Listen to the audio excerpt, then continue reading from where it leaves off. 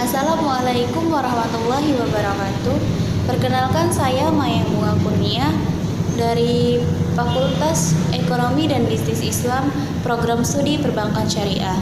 Dalam video ini saya akan menjelaskan tentang 1. Persamaan dasar akuntansi, 2. Konsep penjurnalan akuntansi, 3. Konsep posting ke buku besar, 4.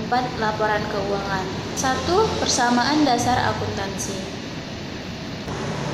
Pengertian persamaan dasar akuntansi. Persamaan dasar akuntansi adalah penghitungan yang nantinya bisa memproyeksikan kekayaan, hutang, serta modal yang dimiliki perusahaan tersebut. Prinsip umum akuntansi yang kita ketahui adalah adanya keseimbangan atau balance antara sisi pemasukan dengan pengeluaran, atau adanya keseimbangan antara harta atau liabilitas yang dimiliki oleh perusahaan dengan kewajiban. Prinsip persamaan dasar akuntansi. Persamaan dasar akuntansi sering juga disebut sebagai PDA dan merupakan suatu konsep dasar yang harus dikenal oleh para ahli ekonomi atau calon akuntan. Semua perusahaan pasti memiliki harta atau aset yang dikenal juga sebagai sarana melancarkan liabilitas serta kewajiban atau beban yang harus dibayar. Prinsip persamaan dasar akuntansi secara matematis menghubungkan antara harta perusahaan dengan hutang serta modal. Bagian harta atau aset perusahaan termasuk dalam bagian aktiva, sedangkan hutang dan modal masuk dalam bagian pasiva. Rumus persamaan dasar akuntansi.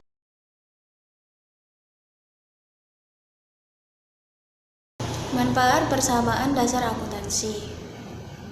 1. Dapat digunakan sebagai sumber catatan. 2. Acuan dalam pemeriksaan saldo. 3. Alat untuk mengoreksi ketepatan saldo.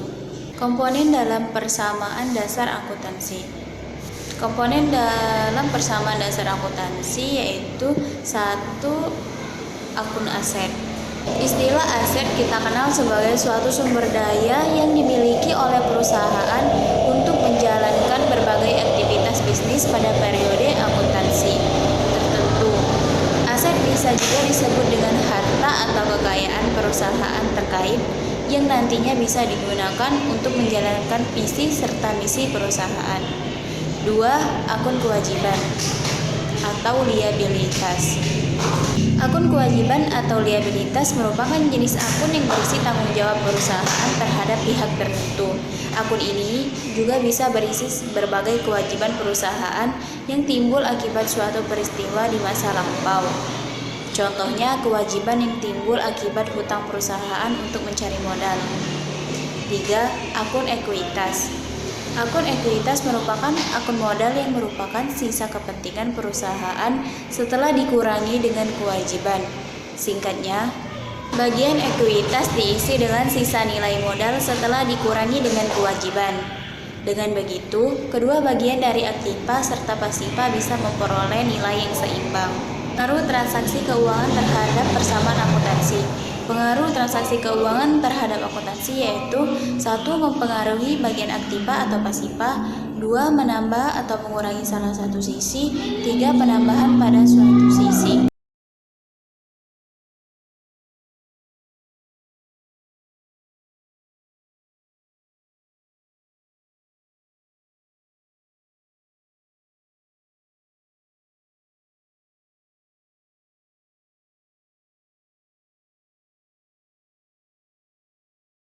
Fungsi persamaan dasar akuntansi.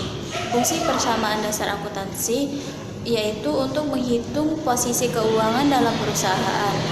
Adanya persamaan dasar akuntansi juga mendorong gaya bekerja yang transparan dan meminimalisir penyalahgunaan dana korupsi, sehingga pengeluaran serta pemasukan perusahaan bisa dicatat dengan sangat baik.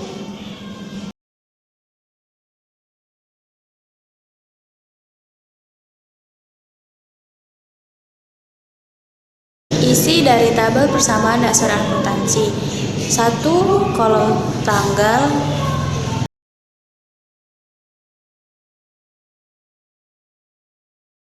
2. Kolom aset atau harta.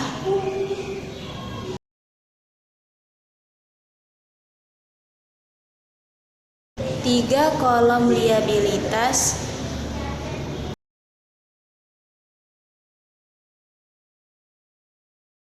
4 kolom keterangan.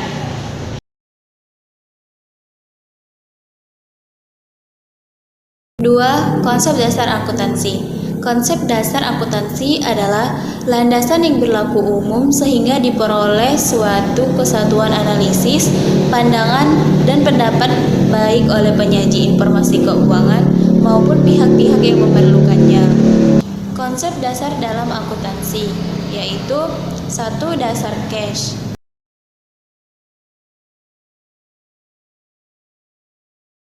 2. Konsep kesatuan usaha.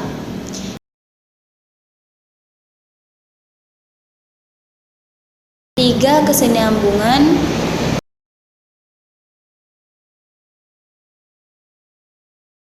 4. Penetapan beban dan pendapatan.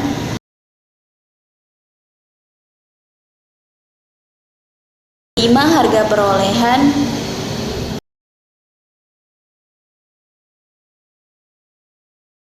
3. Buku besar. Pengertian buku besar. Pengertian buku besar adalah buku yang berisi perkiraan mengenai ikhtisar dari pengaruh transaksi keuangan akibat perubahan aktiva, kewajiban, maupun modal dalam perusahaan. Dalam pengertian lain juga, buku besar merupakan alat yang dipakai untuk melakukan pencatatan beragam perubahan di sebuah akun karena adanya transaksi keuangan. Jumlah perkiraan buku besar yang dibutuhkan oleh perusahaan tentu saja berbeda-beda.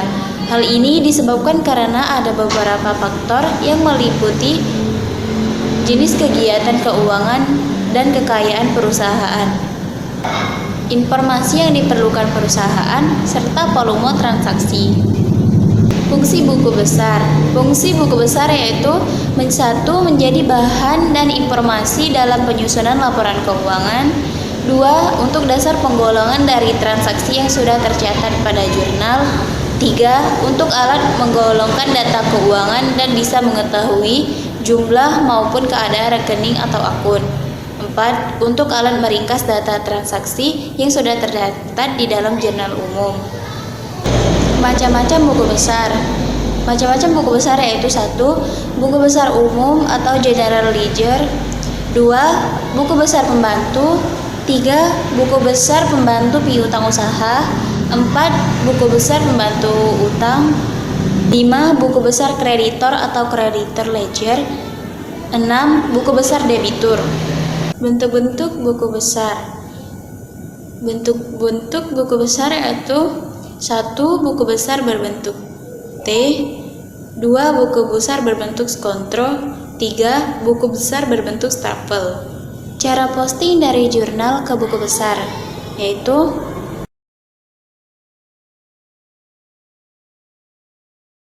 4. Laporan keuangan.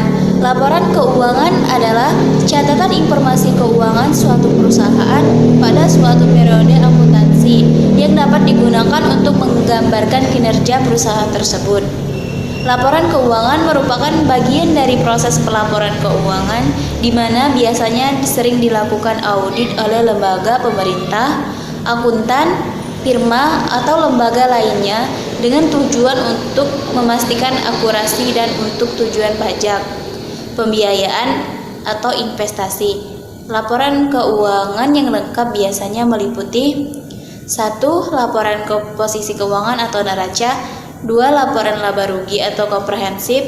3. Laporan perubahan ekuitas. 4. Laporan perubahan posisi keuangan yang dapat disajikan berupa laporan arus kas atau laporan arus dana. 5. Catatan dan laporan lain serta materi penjelasan yang merupakan bagian tak terpisahkan dari laporan keuangan. Unsur yang berkaitan secara langsung dengan pengukuran posisi keuangan adalah aset, kewajiban, dan ekuitas. Sedangkan unsur yang berkaitan dengan pengukuran kinerja dalam laporan laba rugi adalah penghasilan dan beban.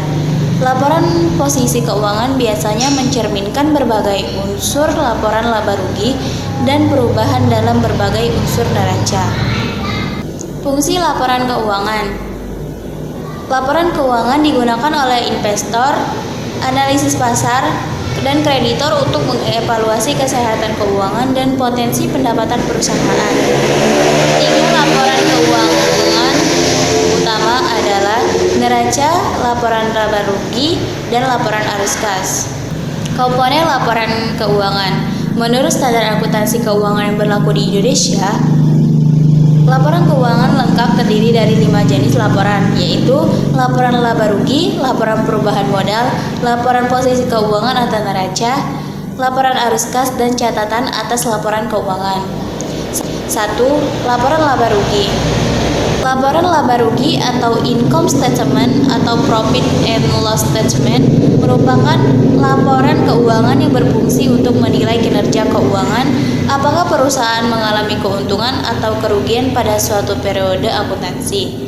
Selain untuk mengetahui keuntungan atau kerugian, laporan laba rugi juga dibuat untuk memberikan informasi tentang pajak perusahaan, bahan evaluasi manajemen, dan membantu dalam pengambilan keputusan.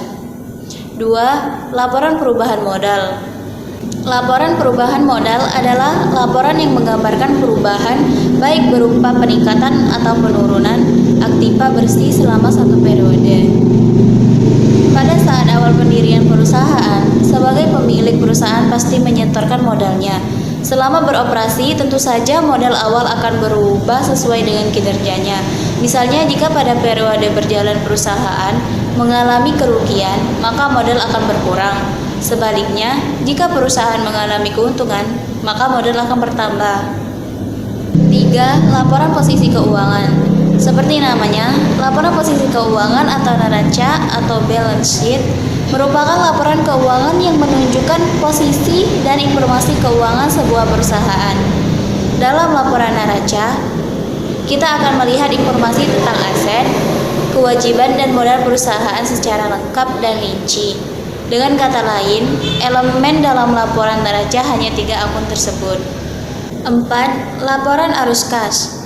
Jenis laporan keuangan yang keempat yaitu laporan arus kas atau cash flow statement. Laporan arus kas memberikan informasi tentang aliran kas ke perusahaan yang masuk dan keluar. Selain itu, laporan arus kas juga berfungsi sebagai indikator untuk memprediksi arus kas di periode yang akan datang. 5. Catatan atas laporan keuangan. Catatan atas laporan keuangan merupakan bagian dari laporan keuangan suatu entitas. Namun, catatan laporan keuangan bukanlah hal yang wajib dibuat oleh perusahaan. Sehingga, biasanya perusahaan yang membuat catatan atas laporan keuangan adalah perusahaan-perusahaan skala besar atau perusahaan yang sudah terbuka atau public companies. Tujuan pembuatan laporan ini adalah untuk memberikan penjelasan yang rinci tentang hal-hal yang ada pada jenis laporan keuangan lainnya, sehingga letak catatan atas laporan keuangan ada di belakang sendiri. Sekian video penjelasan dari saya. Wassalamualaikum warahmatullahi wabarakatuh.